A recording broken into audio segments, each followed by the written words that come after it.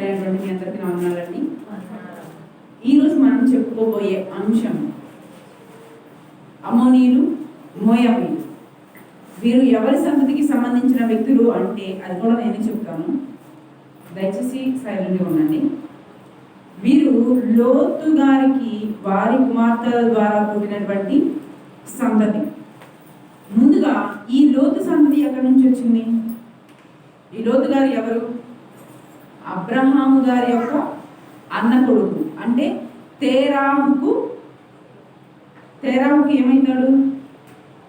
లోతు గారు ఏమవుతాడు? మనవడు. అర్థమైందా? అబ్రహాముకి అన్న కొడుకు. తేరాము అబ్రహాము తండ్రి. అబ్రహాము గారి యొక్క తండ్రి పేరు తేరాము. తేరాము యొక్క మనవడు లోతు. ఇప్పుడు అబ్రహాము గారికి లోతు గారికి ఉన్న సంబంధం ఏంటి? అబ్రహాము గారికి లోతు గారికి ఉన్న సంబంధం ఏంటి? బాబాయను కొడుకు. అవునా?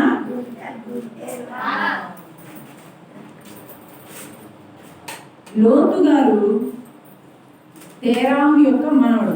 ఇప్పుడు అబ్రహాములో నుంచి వచ్చిన సంతతి ఎవరు? అబ్రహాం నుంచి ఇస్సాకు, ఇస్సాకు నుంచి యాకోబు నుంచి 12 గోత్రాలైనటువంటి ఇశ్రాయేలు సంతానం వారు వచ్చారు. ఇప్పుడు ఈ ఇశ్రాయేలీలు, ఈ మోయాబీలు, అమ్మోనీయులు ఏమవుతారు? బంధుత్వం ఉందా లేదా? ఇప్పుడు నేనున్నాను, మా తాతయ్యకి నేను మనవరాలిని. మా తాతకి 3 కొడుకులు అనుకోండి, 2 కొడుకులు. మొదటి కొడుకు చనిపోతే వాళ్ళకి పుట్టిన కొడుకు పేరు లోతు. మా తండ్రి పేరు అబ్రహాం, నా పేరు ఇస్సాక్ అనుకోండి. నేను లోతు ఏమైతాం? ఇప్పుడు నా పేరు షారోన్ అండి,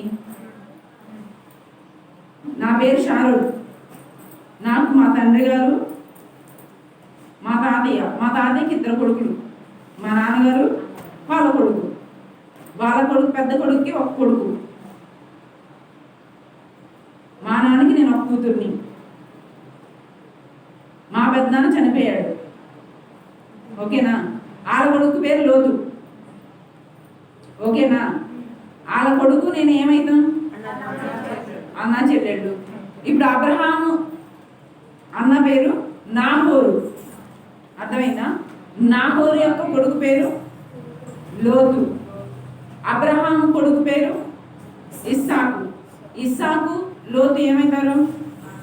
అన్నదమ్ములు. లోతు యొక్క సంతానం అమ్మోనీయులు, మోయాబీలు. ఇస్సాకు యొక్క సంతానం యాకోబు. యాకోబు నుంచి వచ్చిన సంతానం ఇశ్రాయేల్. ఇప్పుడు ఇశ్రాయేలీలు, మోయాబీలు ఏమవుతారు? అన్నదమ్ములు. మీ చింతాత పెద్దాత కొడుకులు ఏమవుతారు? అలాగా. అర్థమైందా? ఇప్పుడు వీరి క్యారెక్టర్ ఏంటి? ఈ అమ్మోనీయులు, మోయాబీలు యొక్క ప్రవర్తన ఎలా ఉంటుంది? వీళ్ళు ఎలా ఆలోచిస్తారు? వీళ్ళు ఎలాంటి వ్యక్తులు? ఒకసారి మనం బైబిల్లోకి వెళ్ళి చూసుకున్నట్లయితే వాళ్ళు ఎలా మంచివారు కాదో, అసలు వాళ్ళు ఎలాంటి గుణంతో ఉన్నారు ఒకసారి ఆదికాండము 19వ అధ్యాయము 38వ వచనం. ఆదికాండము 19వ అధ్యాయము 38వ వచనం. దయచేసి ఎవరు చదవద్దు, నేనే చదువుతాను, సైలెంట్గా ఉండండి, వినండి, చూడండి. ఆదికాండము 19వ అధ్యాయము 38వ వచనము నేను చదువుతున్నాను, చూడండి. చిన్నది కూడా కుమారుని కని వానికి బెన్నామి అని పేరు పెట్టెను. అతడు నేటి వరకు అమ్మోనీయులకు మూల పురుషుడుగా ఎంచబడును. అంటే ఈ లోతు గారి కూతురులో చిన్న ఆమె అయినటువంటి ఆమె ఒక కుమారుని కనగా ఆయన పేరు బెన్నామి. ఆయనే అమ్మోనీయులకు మూల పురుషుడు. ఇప్పుడు అమ్మోనీయుల సంతానం ఎక్కడి నుంచి వచ్చింది? లోతు కుమార్తెల దగ్గర నుంచి. 2 కుమార్తెలకు 2 కుమారులు పుడితే మోయాబీలు ఒకరు, అమ్మోనీయులు ఒకరు. చిన్న కుమార్తె యొక్క కుమారుడి నుంచి మొదలైనదే అమ్మోనీయుల సంతానం.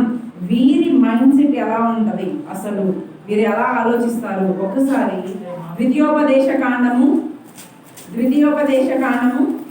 2వ అధ్యాయము, ద్వితీయోపదేశ కాండము 2వ అధ్యాయము 10-11 వచనంలో మనం ఒకసారి చూసుకున్నట్లయితే, అంటే వీళ్ళ ఆలోచన ఎలా ఉందో ఒకసారి ఇక్కడ మనం గమనించుకున్నట్లయితే, ఈ అమ్మోనీలు మోయాబీల యొక్క ఆలోచన విధానము, దాని గురించి ఈరోజు మనం మాట్లాడుతున్నాం. ద్వితీయోపదేశ కాండము 2వ అధ్యాయము 10-11 వచనములు మీరు చదవద్దండి, నేనే చదువుతాను. పూర్వకాలమున ఎమీయులను వారు 6 దేశములో నివసించిరి. వారు అనాకీయుల వలె ఉన్నత దేవుడు, బలవంతులైన బహుజనులు. వారును అనాకీయుల వలె రెఫాయీయులుగా ఎంచబడిన వారు. మోయాబీలు వారికి ఎమీయులని పేరు పెట్టిరి. ఇప్పుడు ఎవరికి పేరు పెట్టారు? ఇక్కడ 6 దేశంలో కొంతమంది వ్యక్తులు నివసిస్తూ ఉంటే ఆ వ్యక్తులకు మోయాబీలు పెట్టిన పేరేంటండి? ఎమీయులు అని పేరు పెట్టారు. ఈ ఎమీయులు ఎలా ఉంటారు అంటే బహుగా ఎక్కువ జనం ఉన్నారు. వాళ్ళు ఎలా ఉంటారు? బలముగా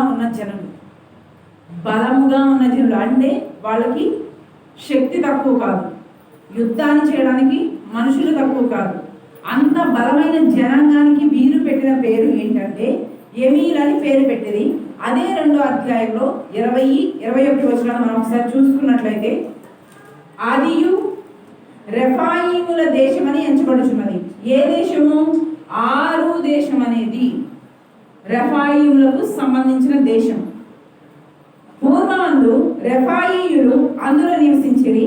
అమ్మోనీలు వారిని జంజూమిమయులు అందురు. అంటే ఇక్కడ అమ్మోనీలు మోయాబీలు ఎవరెవరికి పేరు పెట్టారు? ఎమీయులను వారికి, తర్వాత రెఫాయీయులను వారికి పేర్లు పెట్టారు. ఎమీయులని మోయాబీలు పేరు పెట్టారు. అమ్మోనీలు ఈ రెఫాయీయులకు ఏమని పేరు పెట్టారంటే జంజూమిమయులు అని పేరు పెట్టారు. వీరి గురించి ఎందుకు మాట్లాడుతున్నానంటే వారి ఆలోచన చూడండి. ఇప్పుడు అర్థమైంది మీకు. వారు అనాకీయుల వలె ఉన్నత దేవులను, బలవంతులైన బహుజనులు. అయితే యెహోవా అమ్మోనీయుల ఎదుట నుండి వారిని వెళ్ళగొట్టెను గనుక అమ్మోనీయులు వారి దేశమును స్వాధీనపరుచుకొని వారి చోట నివసించిరి. ఏ దేశాన్ని స్వాధీనపరుచుకున్నారు? ఎవరైతే ఈ ఎమీయులను తర్వాత ఈ రెఫాయీయులు ఉన్నారో ఆ దేశాన్ని దేవుడు ఎవరికి అప్పచెప్పాడు? అమ్మోనీయులకు, మోయాబీలకు అప్పచెప్తే ఆ దేశాన్ని వీరు స్వాధీనం చేసుకున్నారు. ఎందుకని దేవుడు వీరికి సహాయం చేశాడు తెలుసా? లోతు గారి సంతతిని బట్టి. అంటే నోవాహు నుంచి తెరాహు వచ్చాడు, తెరాహు నుంచి లోతు వచ్చాడు, లోతు నుంచి మోయాబీలు, అమ్మోనీయులు వచ్చారు. అంటే ఈ లోతుని బట్టి, ఆ నోవాహుని బట్టి, తెరాహుని బట్టి, వీరి సంతతిని బట్టి వారికి స్వాస్థ్యంగా ఇచ్చాడు దేవుడు. అక్కడ మాట ఇచ్చాడు. ఎవరికి? నోవాహు దగ్గర ఒక మాట ఇచ్చాడు దేవుడు. తర్వాత అబ్రహాం దగ్గర ఒక మాట ఇచ్చాడు. అబ్రహాం లోతుని చేర్చుకున్నాడా? చేర్చుకోలేదా? అందును బట్టి ఈ మోయాబీలకు, అమోనీలకు స్వాస్థ్యముగా దేవుడు ఒక దేశాన్ని ఇచ్చాడు. ఆ దేశమే 6 దేశం. అప్పుడు ఎవరిది వాళ్ళకి ఇచ్చారు కదా, అవునా? ఇప్పుడు ఇచ్చిన తర్వాత ఈ ఇశ్రాయేలీల జనాంగం బానిసత్వంలో ఉన్నారు. ఎక్కడ? ఐగుప్తులో ఉన్నారు. అక్కడ వాళ్ళు హింసపడుతూ, రోధిస్తూ, ఒకళ్ళ కింద బానిసలుగా బ్రతుకుతూ, తిండి లేక, నిద్ర లేక అలా హింసపడుతూ ఉంటే ఇప్పుడు వాళ్ళని మోషే బయటికి తీసుకొచ్చాడు. ఎలాగోలా కష్టపడి కష్టమో బాధో హింసో ఎలాగోలా తీసుకొచ్చాడు బయటికి. ఎవరైతే బానిసత్వంలో ఉన్నారో ఆ ఇశ్రాయేలీని బయటకి తీసుకువచ్చిన తరువాత వీరికి ఇచ్చిన స్వాస్థ్యమైనటువంటి కనాను దేశానికి వెళ్ళాలి కదా. వెళ్ళేటప్పుడు జరిగిన సంగతి ఒకసారి మనం చూసుకున్నట్లయితే, ద్వితీయోపదేశ కాండము 2వ అధ్యాయము 9వ వచనము. మీరు చదవకండి, నేనే చదువుతాను. ద్వితీయోపదేశ కాండము అదే 2వ అధ్యాయము 9వ వచనము. మనము తిరిగి మోయాబు అరణ్య మార్గమున ప్రయాణము చేయచుండగా యెహోవా నాతో ఇట్లనెను, మోయాబీలను బాధింపవద్దు, వారితో యుద్ధము చేయవద్దు. లోతు సంతానమునకు 6 దేశమును స్వాస్థ్యముగా ఇచ్చితిని. వారి భూమిలో ఏదియు నీకు స్వాస్థ్యము ఇయ్యను. అంటే ఎవరి భూమి నేను వారికి పంచిపెట్టాను. ఇప్పుడు ఈ ఇశ్రాయేలీలు ఐగుప్తు నుంచి బయటకు వచ్చిన తర్వాత కొన్ని దేశాలు దాటి కనానికి వెళ్ళాలి. వెళ్ళే ముందు యుద్ధాలు చేసుకుంటూ వెళ్ళిపోయారు. అంటే వీళ్ళ ఎలనివ్వకుండా ఉన్న వాళ్ళ వ్యక్తుల మీద యుద్ధం చేసుకుంటూ వెళ్ళారు. అయితే నెక్స్ట్ వచ్చే దేశం 6 దేశం. ఈ 6 దేశంలో ఎవరున్నారు? మోయాబీలు, అమోనీలు ఉన్నారు. అంటే ఇప్పుడు మనం ఉన్నాం, మనం ఇశ్రాయేల్లో అనుకోండి, మనం ఒక దేశం నుంచి బానిసత్వం నుంచి బయటకు వస్తున్నాం. సపోజ్ మనం గుడిపాడు నుంచి బానిసత్వం నుంచి బయటకు వెళ్ళాలి, విస్తనపేట వెళ్ళాలి. అది దేవుడు మనకి స్వాస్థ్యంగా ఇచ్చాడు. మధ్యలో నరసాపురం అనే దేశం అమోనీలకు, మోయాబీలకు ఇచ్చినటువంటి దేశం స్వాస్థ్యముగా. ఇప్పుడు మనం ఇక్కడ నుంచి వెళ్ళేటప్పుడు మధ్యలో నరసింహారాపాలెం ఉంది, తర్వాత నరసాపురం ఉంది. అవునా? ఈ మధ్యలో ఉన్న నరసింహారాపాలెం మీద మనం యుద్ధం చేసి వాళ్ళని దాటుకొని ముందుకెళ్ళాం. అర్థమైందా? ఎందుకంటే వాళ్ళు వెళ్ళనివ్వట్లేదు కాబట్టి యుద్ధం చేసి దాటుకొని ముందుకు వెళ్ళిన తర్వాత ఇప్పుడు మనం వెళ్ళాల్సింది ఎక్కడ? నరసాపురంలో యుద్ధం చేయొద్దు అని చెప్తున్నాడు దేవుడు. ఎందుకు? వాళ్ళు కూడా నా బిడ్డలే, వాళ్ళకి నేను ఆ దేశాన్ని స్వాస్థ్యముగా ఇచ్చా. కాబట్టి మీరు అరణ్యంలో తిరిగి వెళ్ళండి, మీ స్వాస్థ్యం మీదే, వారి స్వాస్థ్యం వారి. ఇప్పుడు అన్నదమ్ములకి స్థలం పంచి పెడతారు, భూములు. అవునా? పొలాలు పంచినప్పుడు ఎవరిది వాళ్ళకే ఇస్తారు కదా, వారి మీద పోటీకి వెళ్ళొద్దని చెప్పారు కదా. ఇప్పుడు చూడండి,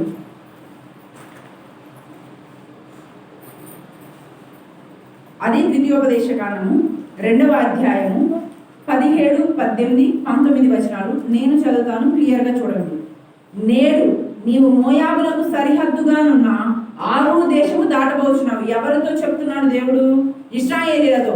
నీవు 6 దేశాన్ని దాటబోచున్నావు. ఈరోజు అమ్మోనీల మార్గమున వెళ్ళినప్పుడు వారిని బాధించొద్దు, వారి మీద నువ్వు యుద్ధం చేయొద్దు. అమ్మోనీల మీద వారితో యుద్ధం చేయవద్దు. ఏలయనగా లోతు సంతానమునకు దానిని స్వాస్థ్యముగా ఇచ్చినందున అమ్మోనీల దేశంలో నీకు స్వాస్థ్యం లేదు, నేను వాళ్ళకి స్వాస్థ్యంగా ఇచ్చాను, వాళ్ళకి రాసి ఇచ్చాను ఆ స్థలాన్ని, కాబట్టి నీకు అక్కడ స్వాస్థ్యం లేదు అని ఇశ్రాయేల్ జనాంగంతో చెప్పినప్పుడు ఒక్కసారి ఇక్కడ జరిగిన విషయం ఏంటంటే, వీరు దేవుడు చెప్పిన మాట విని వీరు వెళ్ళకుండా ఉంటే, ఇప్పుడు ఈ మోయాబీల ఆలోచన ఎలా ఉందో తెలుసా? వాడు బానిసత్వంలో ఉండాలిగా. ఎందుకు బానిస నుంచి బయటకు ఎవరు ఆలోచించేది?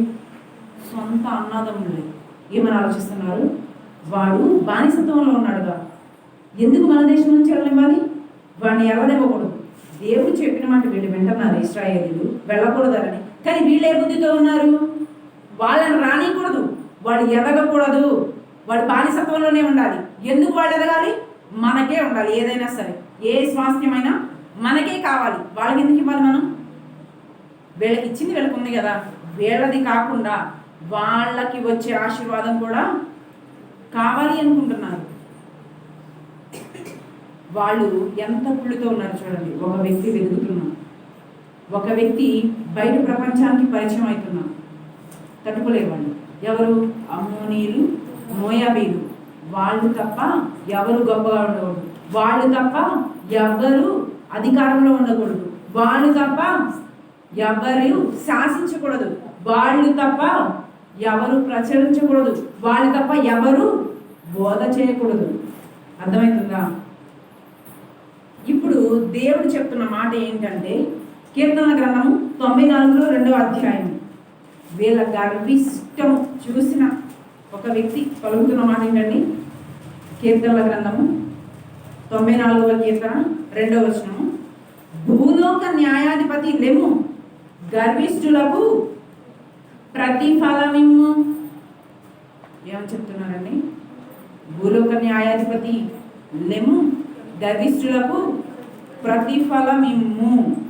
అయితే యోబు గ్రంథానికి సంబంధించిన ఒక మాట మనం చూద్దాము. యోబు గ్రంథము 34వ అధ్యాయము. యోబు గ్రంథము 34వ అధ్యాయము 23, 24 వచనములు. మీకు జస్ట్ అమ్మోనీలు, మోయాబీలనే పరిచయం చేస్తాయి. ఇంకా వాళ్ళ ఆలోచన మీకు పరిచయం చేయలేదు. వాళ్ళ ఆలోచన కూడా మీకు పరిచయం చేస్తాను. ఒకడు న్యాయ విమర్శలోనికి రాకముందు బహుకాలము అతనిని విచారణ చేయుట దేవునికి అగత్యము లేదు. విచారణ లేకుండానే బలవంతులను ఆయన నిర్మూలన చేయుచున్నాడు, వారి స్థానమున ఇతరులను నియమించుచున్నాడు. అంటే ఇప్పుడు దావీదు గారి టైంలో చూసుకుంటే సౌలుకు మొదటిగా అధికారం ఇచ్చాడు దేవుడు, అవునా? ఇచ్చిన తర్వాత ఆయన అధికారం తీసేసి ఎక్కడో గొర్రెలు కాసుకుంటున్న దావీదుని తీసుకొచ్చి రాజుని చేశాడా చేయలేదా? చేశాడు కదా. మరి అదేంటి, ఆయనే దీవించాడు సౌలుని, మళ్ళా ఆయనే వేరే వ్యక్తిని తీసుకొచ్చాడండి. ఇది మోయాబుల విషయంలో మీకు అర్థం అవడానికి నేను చెప్తున్నమాట. ఒక మాట ఏమని రాసింది, విచారణ లేకుండానే బలవంతులను ఆయన నిర్మూలము చేయుచున్నాడు. అంటే విచారణ చేయకుండానే ఏం చేస్తున్నాడు, బలవంతులను పడగొడుతున్నాడు, దీనులను లేపి వాళ్ళ స్థానాల్లో ఇతరుల అధిపతులను నిల్చోబెడుతున్నాడు. ఇప్పుడు లేవ్యాకాండము 25వ అధ్యాయము 23వ వచనము, లేవ్యాకాండము 25వ అధ్యాయము 23వ వచనము, భూమిని శాశ్వత విక్రయము చేయకూడదు, ఈ భూమి నాదే, మీరు నా యొద్ద కాపురమున్న పరదేశులు. ఇది చెప్తున్నది దేవుడు. ఇది మీకు సంబంధించిన భూమి కాదు, ఇది నాది, మీరు శాశ్వతంగా విక్రయించలేరు. నేను ఉన్నంతసేపే మీరు ఉంటారు, తర్వాత మీరు ఉంటారు. అవునా కదా? మనకి జీవితకాలం ఎంత ఇచ్చాడు దేవుడు? 60 సంవత్సరాలు లేకపోతే 80 సంవత్సరాలు. ఆ 80 సంవత్సరాలు మాత్రమే మనం భూమి మీద ఉన్నాం. తర్వాత తిరిగి మన శరీరం మట్టి అయిపోతుంది, మన ఆత్మ అది పోవలసిన త్రోవన అది పోతుంది. ఇప్పుడు దేవుడు అందుకే చెప్తున్నాడు యెహెజ్కేలు గ్రంథంలో ఒక మాట, ఏమని? 18వ అధ్యాయము 4వ వచనం. ఇవన్నీ ఎందుకు చెప్తున్నానంటే ఇది అమ్మోనీయుల యొక్క, మోయాబీల యొక్క స్వభావాన్ని తెలియచేసే కొన్ని మాటలు, వారి గురించి దేవుడు చెప్తున్న మాటలు. మనుష్యులందరూ నా వశంలో ఉన్నారు, తండ్రులేమి కుమారులేమి అందరూ నా వశంలో ఉన్నారు, పాపము చేయువాడెవడో వాడే మరణము నొందును. ఎవరైతే పాపం చేస్తారో వాళ్ళే మరణం నొందుతారు. అది తండ్రులైనా కుమారులైనా అందరూ నా వశంలోనే ఉన్నారు. ఎవరు తప్పు చేస్తే వాళ్ళకే శిక్ష. అయితే ఇప్పుడు స్వాస్థ్యంగా దేవుడు ఏమిచ్చాడు? అమ్మోనీయులకి మోయాబీలకి 6 దేశాన్ని ఇచ్చాడు. వాళ్ళని ఆశీర్వదించాను అని చెప్పాడు. వాళ్ళ మీద మీరు యుద్ధం చేయొద్దు అని ఇశ్రాయేలీయులకి చెప్పాడు. చెప్పిన దేవుడే ఇప్పుడు ఒక మాట పలుకుతున్నాడు. ఏంటది? ద్వితీయోపదేశ కాండము 23వ అధ్యాయము 3-4 వచనములు. ద్వితీయోపదేశ కాండము 23వ అధ్యాయము 3వ వచనం 4వ వచనం చదువుతున్నాను, క్లియర్గా చూడండి.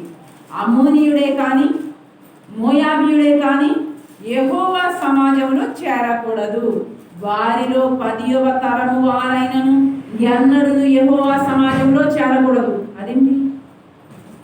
దీవించింది ఆయనే, ఇప్పుడేమంటున్నాడు? వాళ్ళు నా సమాజంలో చేరకూడదు. ఎన్నో తరం, 10వ తరం వచ్చినా సరే, ఎన్ని తరాలైనా సరే ఆ మోయాబీలు అమ్మోనీయులు నా సమాజంలో చేరకూడదు. అదేంటి? ఆయన ఇక్కడ ఆశీర్వదించాడు. ఆశీర్వదించలేదా? స్వాస్థ్యంగా 6 దేశాన్ని ఇచ్చాడా ఇవ్వలేదా? వాళ్ళ పక్షం నుండి ఎమీల మీద రెఫాయిల మీద యుద్ధం చేయించలేదా? వారి పక్షమున నుండి గెలిపించి 6 దేశాన్ని వారికి స్వాస్థ్యముగా ఇచ్చిన దేవుడే పలుకుతున్న మాట ఏంటి? అమ్మోనీయుడే కానీ మోయాబీయుడే కానీ యెహోవా సమాజంలో చేరకూడదు. ఏలయనగా ఎందుకు చేరకూడదో చెప్తున్నాడు చూడండి, 4వ వచనం. ఏలయనగా మీరు ఐగుప్తులో నుండి వచ్చుచుండగా, ఎవరు? ఇశ్రాయేలీయులు ఐగుప్తులో నుండి వచ్చుచుండగా వారు అన్నపానములు తీసుకుని మిమ్మును ఎదుర్కొనక నిన్ను శపించుటకు. ఎవరిని శపించడానికి? ఇశ్రాయేలీయులను శపించడానికి బహుమానం ఇచ్చి నదుల యారములోని పెదోరులో నుండి నీకు విరేదముగా బెయోరు కుమారుడైన బిలామును పిలిపించిరి. చదివారా ఎప్పుడైనా ఇది? ఎప్పుడైనా ద్వితీయోపదేశ కాలంలో ఇది చదివారా? బెయోరు కుమారుడైనటువంటి బిలాము గురించి మీరు ఎప్పుడైనా చదివారా? పాటలో కూడా ఉంది. బహుమానం కొరకు తన స్వాస్థ్యాన్ని కోల్పోయిన బిలాము. ఇక్కడ జరిగిన విషయం ఏంటంటే, ఈ ఇశ్రాయేలు ఐగుప్తు నుంచి వస్తున్నప్పుడు దేవుడు వారికి ఆశీర్వాదం ఇవ్వకూడదు అని మోయాబీల రాజు అయినటువంటి ఒక వ్యక్తి ఎవరిని తీసుకొచ్చాడు? అప్పట్లో ఉన్న దేవుని ప్రవక్త అయినటువంటి బిలామును తీసుకొచ్చి 2 కొండలు ఉంటాయి. ఒక కొండ ఆశీర్వదించేయకుండా, దీవెనను ఇచ్చేయకుండా, ఇంకొకటి శాపవచనం పలికేయకుండా. ఒకటి ఆశీర్వాద వచనము, రెండు శాపవచనము. పలికే కొండ మీదకి బిలాముని ఎక్కించి ఈ ఇశ్రాయేలులను శపించమని డబ్బులు ఇచ్చారంట. వీరికిచ్చింది వీరికి ఉంది కదా, వారి గురించి వీళ్ళకెందుకు? వీళ్ళ ఆలోచన చూడండి ఎలా ఉంది. ఇప్పుడు ఎలా ఉంది? వారికి వద్దు ఆశీర్వాదం, వాళ్ళకి శాపం కావాలి. ఆశీర్వాదం మొత్తం నాకే కావాలి. కుళ్ళు, కుతంత్రం ఎలా ఉంది వాళ్ళ మనస్సు, ఆలోచన ఎలా ఉంది? మనకున్నది కాకుండా పక్కన వాళ్ళది కూడా మనకు కావాలి. పక్కన వాళ్ళ అధికారం కూడా మనకు కావాలి. దేవుడు నీకు ఇచ్చింది నువ్వు చేసుకోవచ్చు కదా, పక్కన వాళ్ళ దాని మీద నీకెందుకు అధికారం? అవునా కాదా? అవునా కాదా? నీ దాంట్లోకి ఎవరైనా వస్తున్నారా? రానప్పుడు పక్కన వాళ్ళని మీకెందుకు? అవసరం లేదు. అలా చేసిన ఈ మోయాబీలు ఎవరిని తీసుకెళ్లారు? అక్కడ ఉన్న వ్యక్తులను ఎన్నుకొని, అంటే వాళ్ళలో ఉన్న వ్యక్తులను ఎన్నుకొని తిరుగుబాటుతనంగా శపించమని బిలాముని తీసుకెళ్లి బహుమానం ఇచ్చి నించోబెడితే బిలాము శపించాడా? శపించాడా? శపించలేదు. ఆయన శాపవచనం ఇవ్వాలని ఎక్కుతున్నాడు, కానీ దేవుడు ఆయన నోటి నుంచి ఏం పలికిస్తున్నాడు? ఆశీర్వచనం పలికిస్తున్నాడు. అదేంటి ఎలా చేస్తామంటే ఏమో నాకు తెలియదు అని అంటున్నాడు బిలాము. ఏమంటున్నాడు? ఏమో నాకు తెలియదు, నా నోట్లోంచి దేవుడు ఈ మాట రాణిస్తున్నాడు. నీకు ఇచ్చిన దాంట్లో నివ్వండకుండా నీ దాని మీద నువ్వు పెత్తనం చెలాయించు. వేరే వాళ్ళ దాని గురించి నీకెందుకు? వేరే వాళ్ళ పెత్తనం నీకు అవసరం లేదు. ఇది ఎవరికి చెప్తున్నాడు దేవుడు? మోయాబీలకి. ఎవరితో చెప్పించాడు? బిలాముతో చెప్పించాడు. మరలా చదవండి. ఏలయనగా మీరు ఐగుప్తులో నుండి వచ్చుచుండగా వారు అన్న ఎంత శ్రమలో నుంచి మన సహోదరులు ఒక కష్టం నుంచి బయటకు వస్తున్నప్పుడు మనం సహాయం చేయాలి. ఇప్పుడు అమ్మోనీయులు మోయాబీలు సహాయం చేశారా? వాళ్ళ మీద కూడా పెత్తనం చెలాయించాలని చూశారు. వాళ్ళకి ఆశీర్వాదం వద్దు, మాకే కావాలి, వాళ్ళు అలానే చావాలి అని అంత కుళ్ళు ముద్దుతో ఉన్నారు. చూడండి ఎంత దారుణమైన ఆలోచన అంటే అది. ఎదురెళ్ళాలి. ఇప్పుడు మన అన్నదమ్ములు ఎవరైనా ఉన్నారు, వాళ్ళు ఏదన్నా కోల్పోయి ఉంటే మనం ఎదురెళ్ళి వాళ్ళు బలహీన సమయంలో ఉన్నప్పుడు కొంచెం మనకున్న దాంట్లో కొంచెం పెట్టాలి. అవునా? వాళ్ళు శ్రమలో, ఇప్పుడు ఎవరైనా హాస్పిటల్ నుంచి వస్తుంటే మనం వెళ్తామా వెళ్ళామా వాళ్ళ ఇంటికి? వాళ్ళు హాస్పిటల్లో 1 నెల రోజులు ఉన్నారండి, అర్థమైందా? ఉన్నప్పుడు మనం వెళ్ళి వాళ్ళని ఎదుర్కొని తీసుకొస్తామా తీసుకురామా? ఇంటికి వచ్చేటప్పుడు మంచి మర్యాదలు చేసి చూస్తామా చూడమా? కానీ ఈ అమ్మోనీయులు, ఈ మోయాబీలు స్వభావం కలిగిన వ్యక్తులు ఇంకా ఎందుకు చావలేదు? వాడు ఎలా ఆలోచిస్తారు? హాస్పిటల్ నుంచి ఎందుకు వస్తున్నాడు మనిషి అయ్యి? శవమై రావచ్చుగా. ఎలా ఉంది ఆలోచన? మరలా చదవండి. ఏలయనగా మీరు ఐగుప్తులో నుండి వచ్చుచుండగా, దేవుడు చూశాడంట ఇది. మీరు ఐగుప్తులో నుండి వచ్చుచుండగా అన్నపానములు తీసుకొని మిమ్ముని ఎదుర్కొన రాక నిన్ను శపించుటకు బహుమానం ఇచ్చి, లంచం ఇచ్చి, మరి ఆశ చూపించి మరి నిన్ను శపించుటకు బహుమానం ఇచ్చి నదుల యారాములోని పెతోరులో నుండి నీకు విరోధముగా, ఎవరికి విరోధముగా? ఇశ్రాయేలీలకు విరోధముగా, దేవుని చేత ఆశీర్వదించబడినటువంటి ఇశ్రాయేలీలకు, దేవుని చేత ఎన్నుకోబడినటువంటి ఇశ్రాయేలీలకు విరోధముగా బెయేరు కుమారుడైన బిలామును పిలిపించిరి. నెహెమ్యా గ్రంథము 13వ అధ్యాయము. ఇప్పుడు నెహెమ్యా గారు కూడా చెప్తున్నారు అదే విషయాన్ని. ఎందుకంటే ఇక్కడ ఆయన ఒక పని చేయడానికి వచ్చినప్పుడు ఇక్కడ కొంతమంది వ్యక్తులు ఎదుర్కొన్నారు. అలాంటి వ్యక్తులు ఇక్కడ తగిలారని నెహెమ్యా గారు చెప్తున్నారు. నెహెమ్యా గ్రంథము 13వ అధ్యాయము పేజీ నెంబర్ ఒక్కసారి చెప్పండమ్మా. నెహెమ్యా గ్రంథము 13వ అధ్యాయము మొదటి 3 వచనాలు ఒకసారి మనం చూసుకున్నట్లయితే పేజీ నెంబర్ 412వ పేజీ నెంబరు, 412వ పేజీ నెంబరు. నేనే చదువుతున్నాను, వినండి. 13వ అధ్యాయము మొదటి 3 వచనములు, 412 పేజీ నెంబర్, పాత నిబంధనలో. ఆ దినమందు వారు మోషే గ్రంథము జనులకు చదివి వినిపించగా అందులో అమ్మోనీయులు కానీ మోయాబీలు కానీ దేవుని యొక్క సమాజమును ఎన్నటికీ చేరకూడదు. ఇది ఎక్కడ చదివాం మనం? ద్వితీయోపదేశ కాండంలో చదివాము. ఉందా లేదా? 23:3 ఎప్పటికీ వారి 10వ తరము వారైనను నా సమాజంలోనికి చేరకూడదు. ఎందుకు? వాళ్ళ కుళ్ళు బుద్ధి నచ్చలేదు దేవుడికి, వాళ్ళ గర్వం నచ్చలేదు, వాళ్ళు ఎదుటి వాళ్ళకి హాని చేయాలని వాళ్ళ ఆలోచన నచ్చలేదు దేవుడికి, దుష్టులుగా బిహేవ్ చేసే వాళ్ళ విధానం నచ్చలేదు దేవుడికి. ఆ దినమందు వారు మోషే గ్రంథమును జనులకు చదివి వినిపించగా అందులో అమ్మోనీయులు కానీ మోయాబీలు కానీ దేవుని యొక్క సమాజమును ఎన్నటికీ చేరకూడదు. వారు అన్నపానములు తీసుకుని ఇశ్రాయేలీయులకు ఎదురు పడక వారిని శపించుమని బిలామును ప్రోత్సాహపరిచాడు. అయినను మన దేవుడు ఆ శాపమును ఆశీర్వాదముగా మార్చినని వ్రాయబడినట్టు కనబడెను. కాగా జనులు ధర్మశాస్త్రమును వినినప్పుడు మిశ్ర జన సమూహమును ఇశ్రాయేలులో నుండి వెలివేశారు. ఇప్పుడు ఆ జనాంగాన్ని వెలివేశారు. ఎవరిని? అమ్మోనీయులను మోయాబీలను వెలివేసిన తరువాత అదే 13:23 ఒక్కసారి చదవండి. ఆ దినములలో వెలివేశారుగా. ఇప్పుడు దేవుడే చెప్పాడుగా, ఏమని చెప్పాడు? వాళ్ళు దేవుని సమాజంలో కలవకూడదు, చేరకూడదు, వాళ్ళని వెలివేయండి అని చెప్పినప్పుడు ఇక్కడ నెహెమ్యా గారు చెప్తున్న మాట ఏంటి? ఆ దినములలో అష్డోదు, అమ్మోను, మోయాబు సంబంధులైన స్త్రీలను వివాహము చేసుకుని కొందరు యూదులు నాకు కనబడిరి. ఎవరు చెప్తున్నారు? నెహెమ్యా గారు చెప్తున్నారు.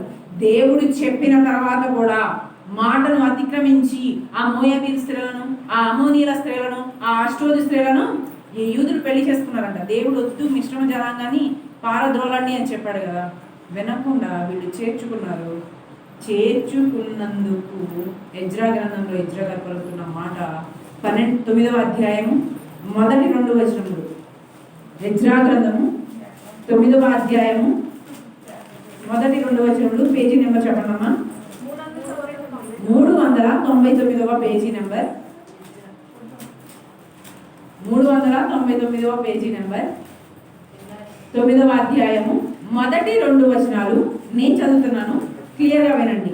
ఈ సంగతులు సమాప్తమైన తరువాత పెద్దలు నా యుద్ధకు వచ్చి ఇశ్రాయేలీలను, యాజకులను, లేవీలను, కనానీయులను, హిత్తీలను, పెరిజీలను, యెబూసీలను, అమోనీయులను, మోయాబీలను, ఐగుప్తీయులు, అమోరీలు అను దేశపు జనుల నుండి తమను తాము వేరుపరచుకొనక వారు చేయు అసహ్యమైన కార్యములను తామే చేయొచ్చు. వారి కుమార్తెలను పెళ్లి చేసుకొనొచ్చు, తమ కుమారులను తీసుకొనొచ్చు. పరిశుద్ధ సంతతిగా ఉండవలసిన తాము ఈ దేశపు జనులతో కలిసి కొనిన వారైరి. ఈ అపరాధము చేసిన వారిలో పెద్దలను, అధికారులను నిజముగా ముఖ్యులైనని చెప్పిరి. ఎలా ఉన్నారండి? దేవుడు హెచ్చరించినా కానీ వాళ్ళతో కలవద్దు, వాళ్ళ మాట వినొద్దు. వాళ్ళు శాపములకు లోనైన వ్యక్తులు, వాళ్ళు శాపంలో ఉన్నారు. వాళ్ళు దేవుని సమాజంలోనికి వాళ్ళకి అధికారం లేదు రావడానికి. అలాంటి వ్యక్తులని మీరు వేరుపరచండి అని చెప్తే మళ్ళా వాళ్ళతోనే మాట్లాడతారు. వాళ్ళు చెప్పిన మాటే వింటారు. వాళ్ళు ఏదంటే అదే అంటారు. వాళ్ళకి పిల్లల్ని ఇస్తారంట, వాళ్ళకి పెళ్ళిళ్ళు చేస్తారంట. శపించబడిన వారితో కలవద్దు అని దేవుడు చెప్తే కలిసినందుకు వీళ్ళ పరిస్థితి ఎలా ఉందో తెలుసా? ఇర్మియా గ్రంథము 49వ అధ్యాయము. వీళ్ళలో ముఖ్యంగా ఉంది ఎవరండి? అధికారులే ఉన్నారంట, పెద్దలే ఉన్నారంట. ఇర్మియా గ్రంథము 49వ అధ్యాయము 1వ వచనము 3వ వచనము చదువుతాను. పేజీ నెంబర్ చెప్పండమ్మా. 671 పేజీ నెంబర్. ఇర్మియా గ్రంథము 49వ అధ్యాయము 1వ వచనము 3వ వచనము. అమ్మోనీయులను గురించి యెహోవా ఎలాగ సెలవిచ్చుచున్నాడు? ఎవరు సెలవిస్తున్నారు? ఇక యెహోవానే సెలవిస్తున్నాడంట. ఇశ్రాయేలు కుమారులు లేరా? అతనికి వారసులు లేకపోయినా మల్కోమా గాదును ఎందుకు స్వతంత్రించుకున్నాను? అతని ప్రజలు దాని పట్టణంలో ఎందుకు నివసించరు? మీకు సంతతి ఉన్నారుగా, మీ దగ్గర ఉండొచ్చుగా, వాళ్ళ దగ్గర మీరు ఎందుకు వెళ్తున్నారు? హెబ్షోను, అగారకును, హాయి పాడాయను, మల్కోమును, అతని యాజకులను, అతని అధిపతులను సమస్తమును పాడైపోయారంట. ఎందుకు? ఎవరినైతే కలుపుకోవద్దని దేవుడు చెప్పాడో వారిని కలుపుకున్నందుకు, ఎందుకు కలుపుకున్నారో వెన్నుపోటే, కలుపుకున్నారో తొక్కేస్తారు, ఎవరినివ్వరు, నిజాన్ని బయటికి రానివ్వరు. నిజం చెప్తే కోపం వస్తుంది వాళ్ళకి, ఎందుకంటే వాళ్ళు అబద్ధం చెప్తారు కదా, వాళ్ళ అధికారం పోతుంది. ఒక న్యాయాన్ని బయటకు తీసుకురానివ్వరు, ఒక నిజమైన గ్రంథాన్ని బయటకు తీసుకురానివ్వరు. పోరాటం చేస్తారు, వాళ్ళు చేయరు, ఎన్నుకుంటారు కొంతమంది వ్యక్తులను, వాళ్ళ మనసు తిప్పుతారు, వాళ్ళని ఎగేసి పంపిస్తారు. అలా కోరాహుకి సంబంధించిన వ్యక్తులు, కోరాహుకి సహకరించిన వ్యక్తులు 14,700 మంది తెగులు చేత చచ్చిపోయారు. ఎవరికి సహకరించినందుకు, దేవునికి విరోధంగా లేచిన కోరాహుకి సహకరించినందుకు ఎంతమంది? 14,700 మంది తెగులతో చచ్చారంట. ఆ తెగుల నుంచి మళ్ళా మోషే అహరోనులే కాపాడారు. ఏమని చెప్తే వినలేదు వీళ్ళు, వాళ్ళతో సంబంధం వద్దు, వాళ్ళని వదిలేయండి, వాళ్ళు చెప్పే మాటలు వినొద్దు, వాళ్ళతో చుట్టరేఖం చేయొద్దు, వాళ్ళతో బంధాలు కలుపుకోవద్దు.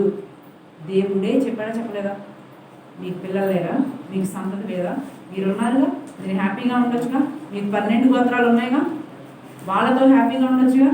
వాళ్ళ జోలు ఎందుకు? వాళ్ళు ఎలాంటి మనస్తత్వం? ఎదిగితే వారవలేదు, ఎదిగితే చస్తే వారవరు. ఎదిగారు, ఎదుగుతున్నారు, మొదటి అడుగు వేసారంటే 100 అడుగులు వెనక లాగాలని చూస్తారు. చూసారు? అప్పుడే పాపం వాళ్ళు ఎన్నో శ్రమలు పొంది, ఎన్నో సంవత్సరాలు, 400 సంవత్సరాలు బానిసత్వంలో ఉండి దేవుడు వారి మీద కరుణ చూపించి బయటికి వస్తుంటే వాళ్ళని శపించమని పంపిస్తున్నారు. అంటే వీళ్ళ మైండ్ సెట్ చూడండి ఎంత దారుణంగా ఉందో. కుళ్ళు, కుతంత్రం, స్వార్థం, ఇలాంటి వ్యక్తుల్ని దేవుడు అసహించుకుని బయటకు పంపిస్తే ఆల్రెడీ వీళ్ళకి వెన్నుపోటు పొడిచాడుగా దేవుడు చెప్తున్నాడు, మీకు ఆల్రెడీ పొడిచాడురా బాబు. మీ తరము వారందరూ, అంటే మీ పితరులైన వారు ఐగుప్తులో నుంచి బయటకు వచ్చినప్పుడు వాళ్ళు ఎదుర్కోవాల్సింది పోయి శపించమని బిలామును పంపించారు. కాబట్టి మీరు వాళ్ళతో దూరంగా ఉండండి అని చెప్తే వీళ్ళు ఏం చేస్తున్నారండి? పెళ్లి చేసుకుంటున్నారంట. వాళ్ళని వెన్నుపోటు పొడిచింది చాలక మళ్ళా కత్తి దింపమని తీసుకొచ్చుకుంటున్నారంట. వాళ్ళు కత్తి దించడానికి తీసుకొచ్చుకుంటున్నారు. అలా తీసుకొచ్చుకున్నందుకు ఏం జరిగిందో తెలుసా? చూపిస్తాను. అది కూడా మొదటి రాజుల గ్రంథము 14వ అధ్యాయము 21వ వచనము. మొదటి రాజుల గ్రంథము 14వ అధ్యాయము 21వ వచనము. మొదటి రాజుల గ్రంథము 14వ అధ్యాయము 21వ వచనం ఒకసారి చూసుకుంటే, యోధా దేశమందు సొలొమోను కుమారుడైన రెహబాము ఏలుచుండెను. యోధా దేశాన్ని ఇప్పుడు ఎవరు ఏలుతున్నారంటే రెహబాము. ఈయనెవరు? సొలొమోను కుమారుడు. రెహబాము 41 సంవత్సరములు వాడైనప్పుడు ఏలన ఆరంభించడం. ఆయనకి 41 సంవత్సరాల వయసులో యోధా దేశాన్ని పరిపాలించడం ప్రారంభించాడు. తన నామమును నుంచుటకై ఇశ్రాయేలు గోత్రములన్నిటిలో నుండి యెహోవా కోరుకున్న యెరూషలేము పట్టణమందు అతడు 17 సంవత్సరములు ఏలాడు. ఎన్ని సంవత్సరాలు ఏలాడు? యెరూషలేము దగ్గర 17 సంవత్సరాలు. అంటే 17 సంవత్సరాలు ఏలిన తర్వాత అతని తల్లి ఎవరిక్కడ? అతని తల్లి మహా గొప్ప వ్యక్తి, వెన్నుపోటు పొడిచే వ్యక్తుల్లోంచి ప్రథమ వ్యక్తురాలు. ఎవరు? ఆమె తల్లి అమ్మోనీరాలు. ఎవరు? అమ్మోనీరాలు. ఆమె పేరు నయామా. ఎప్పుడైతే ఈ నయామాకి పుట్టినటువంటి ఈ రెహబాము ఎలా అని అనుకున్నాడు, అప్పటి వరకు కలిసి ఉన్న ఈ 12 గోత్రాలు చీలిపోయాయంట ఒక్క దగ్గరికి. రెహబాము అలా ఎక్కాడు అంతే సింహాసనం. 12 గోత్రాలు కాస్త సపరేట్ అయిపోయింది. ఏమైంది? అప్పటి వరకు కలిసి నడిచిన ఈ 12 గోత్రాలు ఎప్పుడైతే ఈ అమ్మోనీయులైనటువంటి నయామాకి పుట్టిన రెహబాము ఎక్కాడు, పాదం పెట్టాడు సింహాసనం, దెబ్బకి 2 అయిపోయింది 12 గోత్రాలు సహా. ఓన్లీ యోధా గోత్రం ఒకటి అయిపోయింది, మిగతా 11 గోత్రాలు సపరేట్ అయిపోయింది. చూసారా ఎలా ఉందో? వాళ్ళు తీస్తే అలా ఉంటుంది. వాళ్ళ దేవుడు వద్దు అని చెప్పినప్పుడు వాళ్ళ దగ్గరికి వెళ్తే ఇలానే ఉంటుంది. ఇప్పుడు మరలా చూద్దాము. ఇంతకుముందు ఎక్కడ చదివామండి? ఏ 21? దానికంటే ముందండి ఇర్మియా గ్రంథము 49వ అధ్యాయము 1వ వచనం 3వ వచనం చదివాం కదా. న్యాయాధిపతుల గ్రంథము 3వ అధ్యాయము పేజీ నెంబర్ చెప్పండి, 12, 13 వచనాలు. న్యాయాధిపతుల గ్రంథము 3వ అధ్యాయము 12, 13 వచనాలు, పేజీ నెంబర్ 200. చదువుతున్నాను చూడండి. 12వ వచనం క్లియర్గా. ఇశ్రాయేలీలు మరలా యెహోవా దృష్టికి దోషులయ్యారు కనుక. ఎందుకు దోషులయ్యారు? మోయాబీలతో వద్దు అని చెప్పాను. ఎందుకు సంబంధం పెట్టుకున్నారు మీరు అని ఆ విషయంలో దోషులైన, అంటే ఆజ్ఞను అతిక్రమించిన వీళ్ళు దోషులైనందుకు, యెహోవా దృష్టికి దోషులైనందున యెహోవా ఇశ్రాయేలుతో యుద్ధము చేయుటకు ఎవరిని లేపాడు? మళ్ళీ ఆ మోయాబీలే లేపారు. మనం కనుక మళ్ళా వెళ్ళి మోయాబీలతో కానీ అమ్మోనీలతో కానీ సంబంధం పెట్టుకున్నాం, వాళ్ళ క్రూరత్వానికి ఖచ్చితంగా బలవుతారు.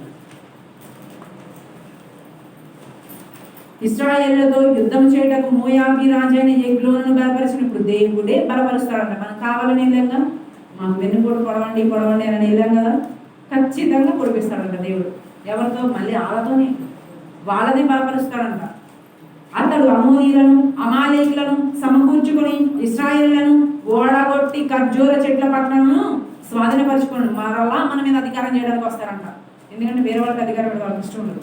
వాళ్ళు తప్ప ఎవరు బ్రతకూడదు, వాళ్ళు తప్ప ఎవరు అధికారంలో ఉండకూడదు, వాళ్ళు తప్ప ఎవరి మాట సాగకూడదు, వాళ్ళ మాటే సాగాలి. లేకపోతే ఏష్ వచ్చేసింది, నిద్ర పట్టదు. ఎవరన్నా ఎదుగుతుంటే వాళ్ళకి నిద్ర పట్టదంట. నిద్రపోకుండా నైట్ అంతా ప్లాన్ చేస్తారంట. ఎలా పడగొట్టాలి మార్గాలు వెతుక్కుంటారంట. ఆ మార్గాలు కనుక మనం చిక్కుకుంటే వెన్నుపోటు పొడిచి చక్కగా కత్తి దిగింది కూడా తెలియదు. అర్థమైందా? కత్తి దిగిన సంగతి కూడా తెలియదు, రక్తం వచ్చేటప్పుడు తెలుసుకుంటాను. అర్థమైందండి? మరలా చదవండి. అదేది? అతడు అమోనీలను అమాలేకులను సమకూర్చుకొని పోయి ఇశ్రాయేలులను ఓడగొట్టి ఖర్జూర చెట్ల పట్టణమును స్వాధీనపరచుకొనెను. ఇప్పుడు స్వాధీనపరచుకున్నారు, వీళ్ళు వెళ్ళిపోయారు. యెరూషలేం మందిరం కూడా వాళ్ళ స్వాధీనంలోకి వెళ్ళిపోయింది. ఇప్పుడు నా ప్రజలు ఎలా అయితే మోషే ఆలోచించారు, నా ప్రజలు బానిసత్వంలో ఉన్నారు, వాళ్ళని బయటికి తీసుకురావాలి, వాళ్ళకి మరలా దేవుని ఆశీర్వాదం అందచేయాలి అని మోషే ఆలోచించినట్లు నెహెమ్యా ఆలోచించారంట. ఒక రాజు కింద ఉన్నత పదవిలో ఉన్న వ్యక్తి నెహెమ్యా. బైబిల్ చదివితే అర్థమైంది ఈ విషయం. ఒక రాజు కింద ఉన్నతి పదవిలో ఉన్నాడు ఆయన నెహెమ్యా గారు.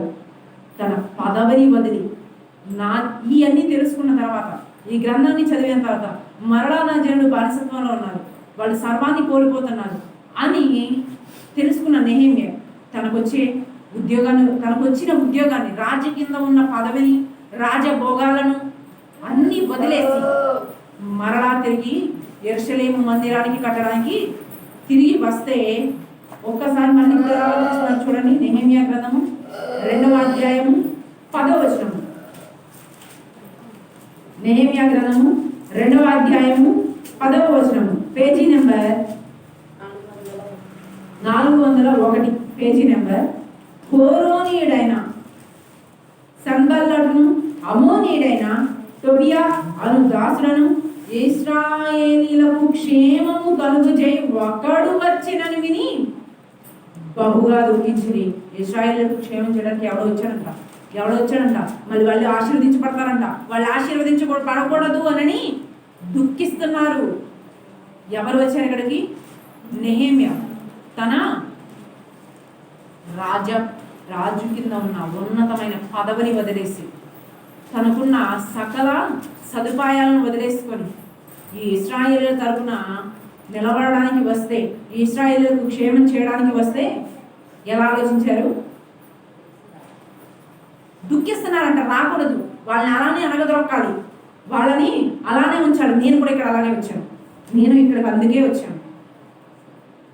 వీళ్ళకి గ్రంథం తెలియచేయాలి, గ్రంథం తెలియచేసి బయటకు తీసుకురావాలి. బానిసత్వంలో ఉన్న వీళ్ళు అధికారంలోనికి రావాలి అని నేను కూడా అన్ని వదిలేసి వచ్చాను. వస్తే ఈ మోయాబీలు ఈ అమ్మోనీలు ఎలా అయితే ఆలోచన చేసి వాళ్ళు అలా ఉండకూడదు, వాళ్ళ బానిసత్వంలోనే ఉండాలి అని ఆలోచించే కొంతమంది మోయాబీలు అమ్మోనీలు ఉన్నారు.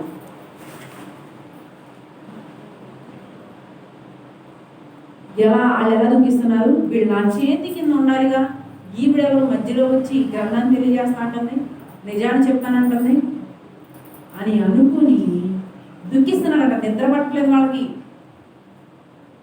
చాలా గాబరాగా ఉంది. వాళ్ళ పనులన్నీ వదిలేశారు. వదిలేసి ఏ పనిలో ఉన్నారు, ఇది బయటికి రాకూడదు, ఈ నిజం బయటికి రాకూడదు, ఎవడు ఎవ్వకూడదు, వాళ్ళు బానిసత్వంలో నుంచి అధికారంలోకి రాకూడదు అని బాగా తీవ్రంగా ఆలోచిస్తున్నారంట. నిద్ర లేదు పాపం, అన్నం లేదు, వాళ్ళ పనులు వదిలేశారు, వాళ్ళు చేసుకునే పని వదిలేశారు. వాళ్ళకి ఏ ఆలోచనతో ఉన్నారు, ఎదగకూడదు, ఎలా అయినా సరే ఈ పర్ణశాల పండుగలని ఆపాలి.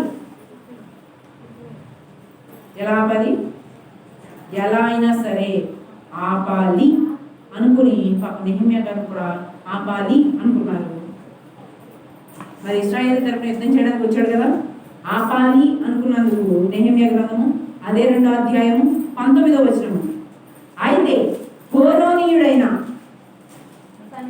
సన్బల్లటును అమోనీయుడైన దాసులకు టోబియా అనువాడును అరబీయుడైన గెషేమును ఆ మాట విన్నప్పుడు మమ్మును హేళన చేసి మా పని తృణీకరించి మీరు చేయ పనేమిటి, రాజు మీద మీ తిరుగుబాటు చేయదురా అని చెప్పిరి. ఈ పర్ణశాల పండుగలు ఏంటి, ఎప్పటి నుంచి ఉన్నాయి, అసలు ఉన్నాయా అయ్యి, ఇది చేస్తే శాపం వచ్చింది.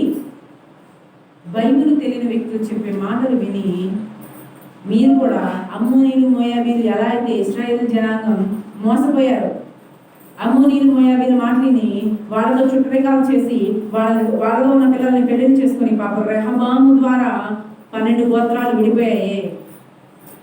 అలా మాట విని దయచేసి నరకయాత్ర పడవద్దు. రాజుని తృణీకరిస్తారా మీరు, పెద్దోళ్ళని తృణీకరిస్తారా, పెద్దోళ్ళ మాట వినరా మీరు,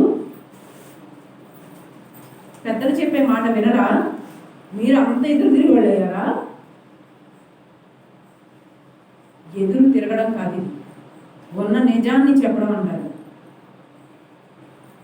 మోయాబీలు కూడా అలానే అదే మాట్లాడారు. సేమ్ నెహెమ్యా వచ్చినప్పుడు ఇది ఈ టైంలో కాదు జరిగేది, నెహెమ్యా టైంలో జరిగింది, ఇర్మియా గారి టైంలో జరిగింది, మోషే టైంలో కూడా జరిగింది.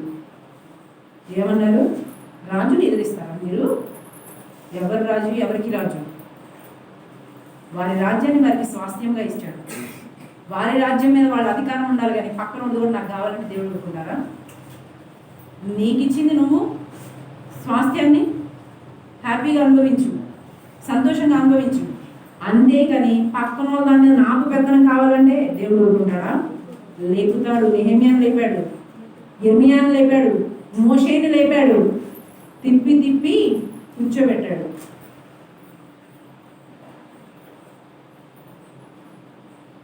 మరలా ఒకసారి చదవండి. అయితే హోరోనీయుడైన సన్బల్లటును అమోనీయుడైన దాసులకు టోబియా అనువాడును అరబీయుడైన గెషేమును ఆ మాట ఎవరు వచ్చారని విన్నప్పుడు, నెహెమ్యా వచ్చాడని వినగానే హేళన చేయడానికి వచ్చేవయ్యా నువ్వు పెద్ద, నువ్వు యెరూషలేము మందిరం కట్టుడుగా అని హేళన చేసి నువ్వు పెద్ద రాజుకి ఎదురు తిరుగుతావు. ఏడకొచ్చి నీదేదో నువ్వు చూసుకోవచ్చుగా, ఏడకొచ్చేయండి సపోర్ట్గా అన్న ఆగాడా నెహెమ్యా? ఆగలేదు. ఎందుకంటే అన్నీ తెలిసిన వ్యక్తి, గ్రంథాన్ని పరిశీలించిన వ్యక్తి. నెహెమ్యా గ్రంథము 4వ అధ్యాయము మొదటి 3 వచనములు నేనే చదువుతాను, వినండి. నెహెమ్యా గ్రంథము 4వ అధ్యాయము మొదటి 3 వచనములు. మేము గోడ కట్టుచున్న సమాచారము విని సన్బల్లటును మిగులు కోపగించి రౌద్రుడై యూదులను ఎగతాళి చేసి షోమ్రోను దండువారి ఎదుటను తన స్నేహితుల ఎదుటను ఎట్లా నేను దుర్బలులైన ఈ యూదులు ఏం చేయగలరు, ఈ ఆడపిల్ల ఏం చేస్తుంది, 20 సంవత్సరాలున్నా 25 సంవత్సరాలున్న ఈ ఆడపిల్ల ఏం చేసిద్ది, పర్ణశాల పండుగ చేయడానికి వచ్చిందంట.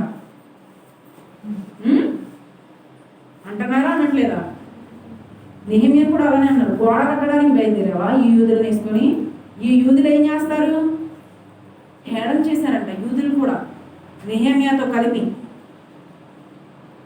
షోమ్రోను దండువారి ఎదుటను, అంటే వారికి సపోర్ట్గా చేసుకున్న వ్యక్తులతోనూ, తన స్నేహితుల ఎదుటను, తనతో స్నేహం చేసే వ్యక్తులతో కలిసి ఇట్లను దుర్బలులైన, ఎవరు దుర్బలులైన బానిసత్వంలో ఉన్న ఈ యూదులు ఏం చేస్తారు?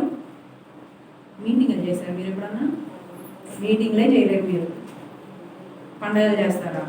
వింటున్నా ఈ మాటలన్నీ నేను, దేవుడు కూడా వింటున్నాడు. తమంతట తామే ఈ పని ముగిస్తారా? వాళ్ళంతా వాళ్ళే చేస్తారా? ఎలా చేస్తారు మేము కూడా చూస్తాం. తర్వాత బలులు అర్పించి బలపరచుకుందురా. బలం పొందడానికి బలులు అర్పిస్తారా మీరు? మీ వల్ల ఇద్దా? తర్వాత ఒక దినమందే ముగింతురా. మీరు అనుకున్న వెంటనే చేస్తారా? చేయగలరా? మీ వల్ల కాదు, నేను చేయలేను. ఎవరు ఇక్కడ పలికేది? ఎవరు సన్బల్లట్టు అనే అమోనీయుడు, మోయాబీలకు సంబంధించిన వ్యక్తి. మరలా చదవండి కింద.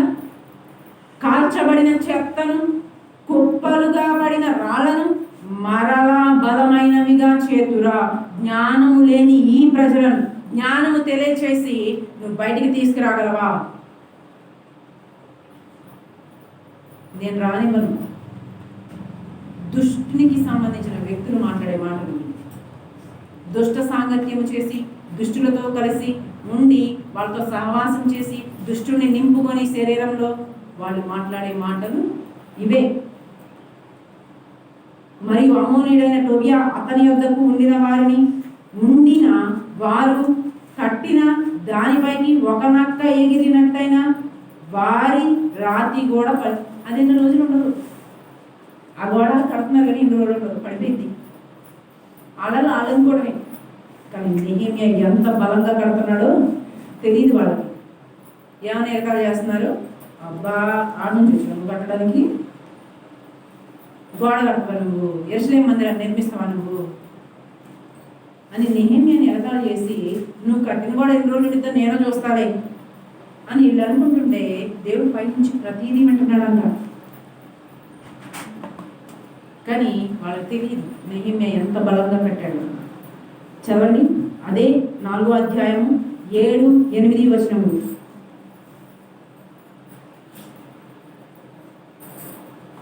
సన్బల్లటును, టోబియాయును, అరబీయులను, అమోనీయులను, అష్టోదీయులను యెరూషలేము యొక్క గోడలు కట్టబడినని, బేటలన్నీ కప్పబడినని వినినప్పుడు, యెరూషలేము మందిరం పూర్తయిపోతుంది, గోడంతా పూర్తిగా లేపారు, బీటల బారిన గోడను పూడ్చారు, బలంగా కట్టాడు అని ఎప్పుడైతే విన్నారో ఇక నిద్ర పట్టట్లా. ఎవరికి? అమ్మోనీయులకి, మోయాబీలకి. ఇక నిద్ర పట్టట్లేదంట. మిగుల కోపడి రోషంతో ఊగిపోతున్నారు, బీపీ పెరిగిపోతుంది. మిగుల కోపడి యెరూషలేము మీదకి యుద్ధమునకు వచ్చారు, యుద్ధం చేయడానికి వచ్చేసారు. ఎవరి మీద? ఈ యూదుల మీద. యెరూషలేము మీద ఉంది ఎవరు? నెహెమ్యా, యూదులు.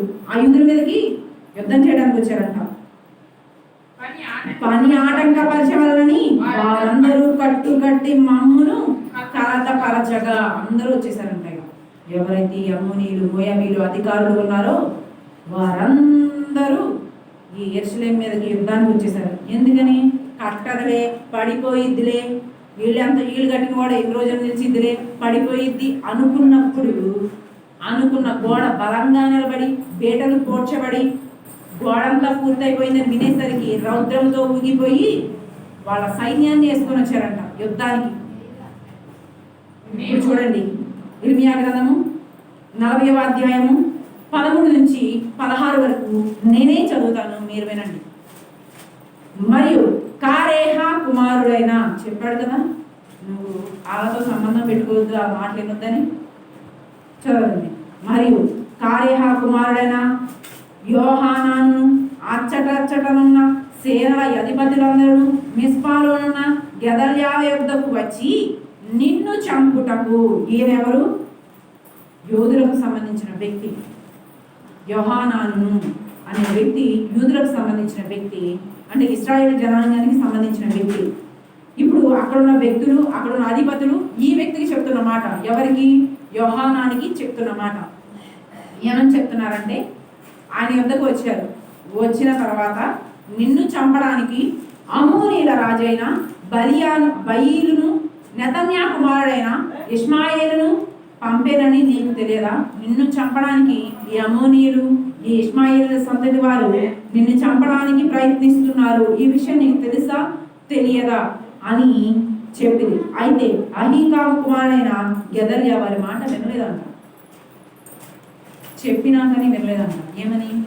నిన్ను చంపడానికి వస్తున్నారు. వీళ్ళు ఆలోచించడండి ఎంత క్రూరత్వం ఉందో. నాశనం చేయడమే కాదు, వాళ్ళకి కనుక అధికారం రాకపోతే చంపడానికి కూడా సిద్ధపడే వ్యక్తులు. ఎవరు? అమ్మోనీలు, మోయాబీలు. అలా చెప్పినా నమ్మట్లేదంట ఈ గెదల్యా.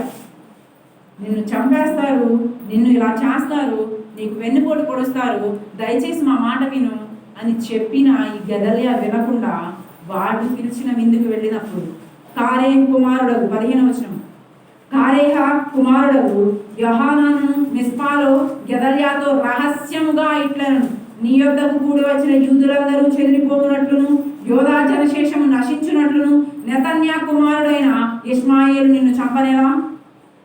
ఏంటండి?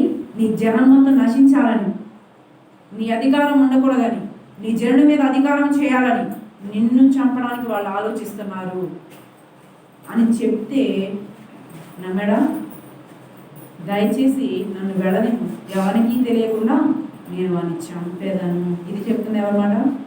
వాళ్ళు అంటున్నారంట, నిన్ను చంపాలని చూస్తున్నారు, దయచేసి నన్ను వెళ్ళని, వాళ్ళకు నేను ఎదురేస్తాను, వాళ్ళతో నేను పోరాడతాను, నువ్వు మన జనాంగాన్ని కాపాడు అని ఈయన చెప్తే అందుకు 16వ వచనం చూడండి.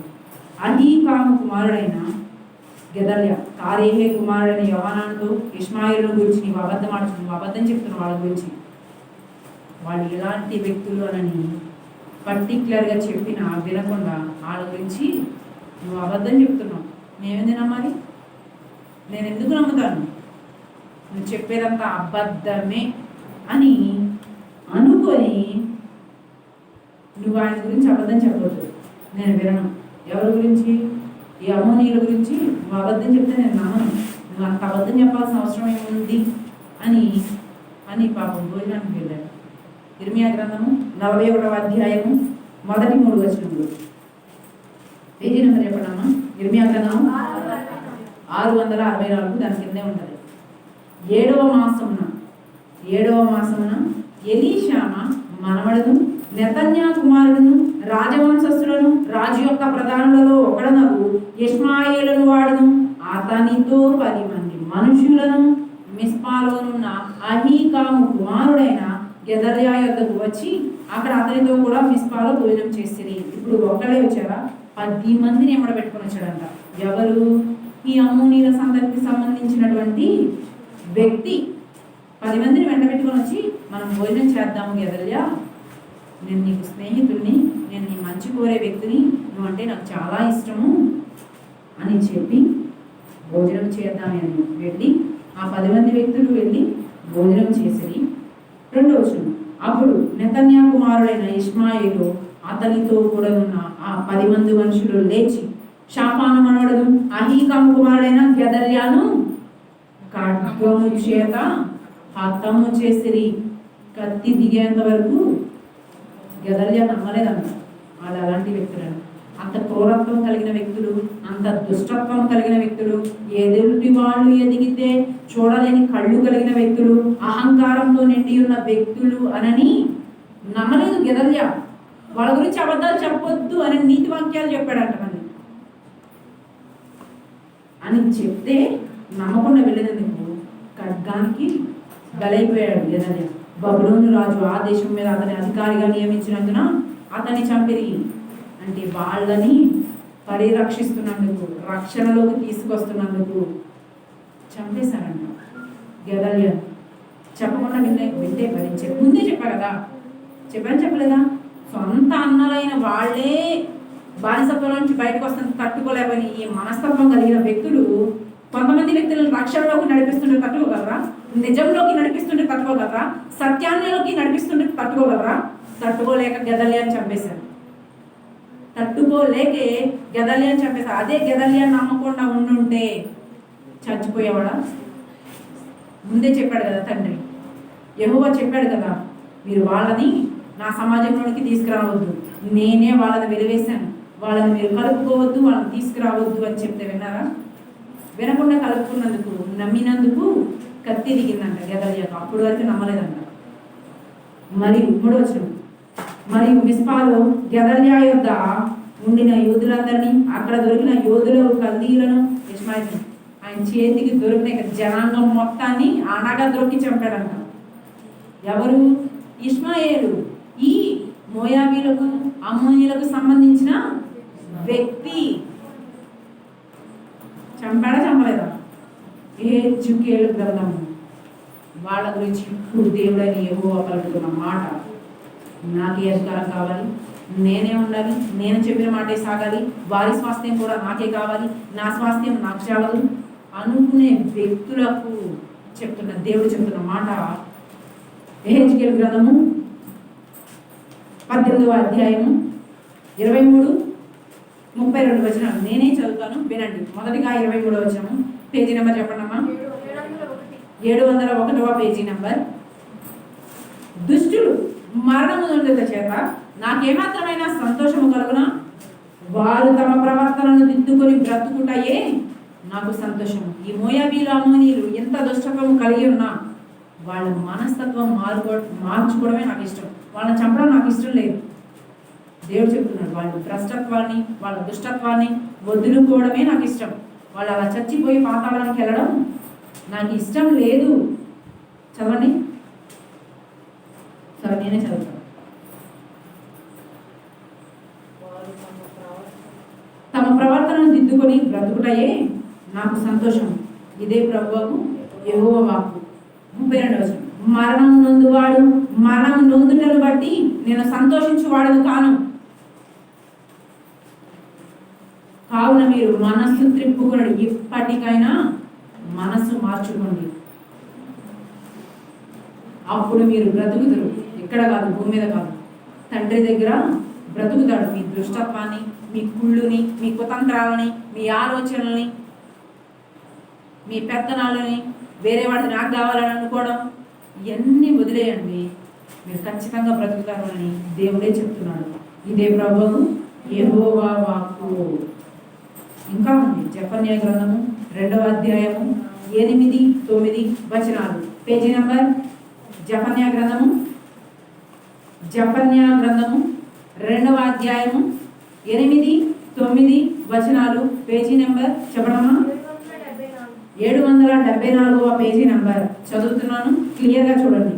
జెఫన్యా గ్రంథము 2వ అధ్యాయము 8-9 వచనాలు. మోయాబు వారు చేసిన నిందయు, అమ్మోను వారు పలికిన దోష మాటలను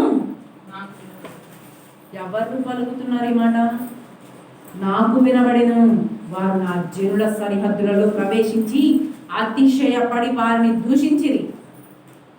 వారికి సంబంధం లేని సరిహద్దుల్లో ప్రవేశించి, వారికి సంబంధం లేని విషయాల్లో ప్రవేశించి నా జనులను దూషించిరి. వాళ్ళ మాటలన్నీ నేను విన్నా. ఎవరెవరు ఏం మాట్లాడుతున్నారో ప్రతిదీ నేను విన్నా. నా జీవము తోడు మోయాబు దేశము సొదొమ పట్టణం వలెను, అమ్మోను దేశము గొమొర్రా పట్టణం వలెను అగును. ఆమేన్. అవి మొండ్ల చెట్లకును ఉప్పు గోతుకులను స్థానమై నిత్యము పాడుగా ఉండెను. ఎన్నోసార్లు చెప్పాడంట దేవుడు, మార్చుకో మార్చుకో మార్చుకో, మోయాబు అమ్మోనీలు మార్చుకోండి మీ ప్రవర్తన, మీరు నాశనం అవడం నాకు ఇష్టం లేదు, మార్చుకో మార్చుకో మార్చుకో అంటే మార్చుకోవట్లేదంట. ప్రతిసారి లేచి వేరే వాళ్ళ దాంట్లోకి వెళ్ళి దూరి మరీ వాళ్ళని దూషించి నిందిస్తున్నారంట. ఆ దేశములను చదవండి, గోతులకును స్థానమై నిత్యము పాడుగా ఉండెను. నా జనులలో శేషించిన వారు ఆ దేశములను దోచుకొందురు. ఎవరు దోచుకుంటారు? మళ్ళా తిప్పి నా జనానికి నిన్ను బానిసగా చేస్తాను నేను. నా జనులలో శేషించిన వారు వాటిని స్వతంత్రించుకుందరు. నీ స్వాస్థ్యం నువ్వు అనుభవించకుండా ఇశ్రాయేలు స్వాస్థ్యం కావాలనుకున్నావుగా, నీ దాన్ని కూడా వాళ్ళకి అప్పచెప్తా. నీ స్వాస్థ్యాన్ని కూడా ఇశ్రాయేలులకి అప్పచెప్తా. అప్పుడు బాగుంటుంది. నా జనులలో శేషించిన వారు వాటిని స్వతంత్రించినవారు కాబట్టి ఇశ్రాయేలీల దేవుడైన సైన్యములకు అధిపత్యకు యెహోవా వాక్కు ఇదే. ఎవరైతే దుష్టత్వం కలిగి అమ్మోనీయుల వలె మోయాబీల వలె ఆలోచిస్తూ ఎదుటివాడు ఎదట ఇష్టం లేక కిందకు లాగాలని వాళ్ళ మీద లేనిపోని మాటలు పుట్టించి వాళ్ళ మీద వేసి అన్నిటికీ అడ్డంకుగా వాళ్ళది వాళ్ళు చూసుకోకుండా వేరే వాళ్ళ దాంట్లో ఏలుపెట్టి అది లాక్కోవాలని చూస్తే దేవుడు చెప్పే మాట ఏంటి? నీది కూడా వాళ్ళకే ఇస్తా. ఆమేన్ ఆమేన్. ఖచ్చితంగా జరిగింది. దేవుడి పనికి ఎవరు అడ్డెళ్ళకూడదు. ఎందుకంటే కోరాహు అలానే అడ్డుగా వెళ్ళాడు. కోరాహుతో పాటు కోరాహు ఎవరికి విరోధంగా లేచాడు? యెహోవాకి. యెహోవాకి విరోధంగా లేచినందుకు కోరాహుతో పాటు 250 మంది చచ్చిపోయారుగా. భూమి నోరు తెరిచి చంపేసింది. తర్వాత వాళ్ళకి సపోర్ట్గా లేచిన వ్యక్తులు ఉన్నారు కదా, వాళ్ళ మాట విని వాళ్ళతో నడిచిన వ్యక్తులు ఉన్నారు కదా, వాళ్ళ మీదకి ఏమొచ్చింది? తెగులు వచ్చిందంట. ఆ తెగులు మన మధ్యకి రాకుండా ఉండాలి అంటే మోయాబీలు అమ్మోనీలాగా దుష్టత్వం కలిగి ఎవరైతే చిక్కులు పెట్టి వెన్నుపోటు పొడవాలని చూస్తున్నారో దయచేసి అలాంటి వాటికి లోబడకుండా మనకిచ్చిన స్వాస్థ్యాన్ని మన ప్రాణాలను మనం దక్కించుకొని ముందుకు అడుగు వేయాలి అంటే గ్రంథాన్ని చదవాలి. గ్రంథాన్ని చదివితే ప్రతిదీ అందులోనే ఉంటుంది. నెహెమ్యా మీదకి వచ్చారు. నెహెమ్యా మీద గెలవలేరా? నెహెమ్యా తిరిగి యెరూషలేము మందిరాన్ని కట్టాడు. బైబిల్ చదివితే అర్థమైంది. పాడైపోయిన గోడలను ఒక చోట చేర్చాడు. మరలా దేవుని దగ్గర ధూపం వేయడం నెహెమ్యా దగ్గర నుంచి స్టార్ట్ అయింది. మన దగ్గర కూడా అలా స్టార్ట్ అవ్వబోతుంది. అందరూ దీనికి సహకరిస్తే దేవుని ఆశీర్వాదం అంతకంటే మెండుగా వస్తుంది. ఇది శాపం శాపం శాపం అని చెప్తున్న వ్యక్తులు తప్పు చెప్తున్నారు. దయచేసి ఆ మాటలు వినండి. ఇది శాపం కాదు, దీనికి వచ్చే ఆశీర్వాదం అంతకు మించిన ఆశీర్వాదం. ఇప్పుడు మీరు ఒక వ్యవసాయం చేశారు, దానికి ఏ ముందు వాడాలి, ఎలా చేయాలి ప్రతిదీ తెలుసు. ఇప్పుడు మీకు పంట పండింది, ఆశీర్వాదం వచ్చింది. మీరు మీ తరతరాలకు చెప్తారా చెప్పరా? ఎలా చేయాలి, ఇలా ఆచరించాలి అని చెప్తారా చెప్పరా? ఇది స్టార్టింగ్ మాత్రమే, ఇప్పుడే స్టార్ట్ అయింది. ఈ ఆశీర్వాదం అనేది అంచెలంచెలుగా ఇంకా వస్తుంది. ఇది ఆగడం అనేది జరగదు. ఇది ప్రారంభం మాత్రమే, దీనికి అంతం అనేది ఉండదు. ఈ వాక్యాన్ని దేవుడు ఆశీర్వదించును గాక. ఆమేన్.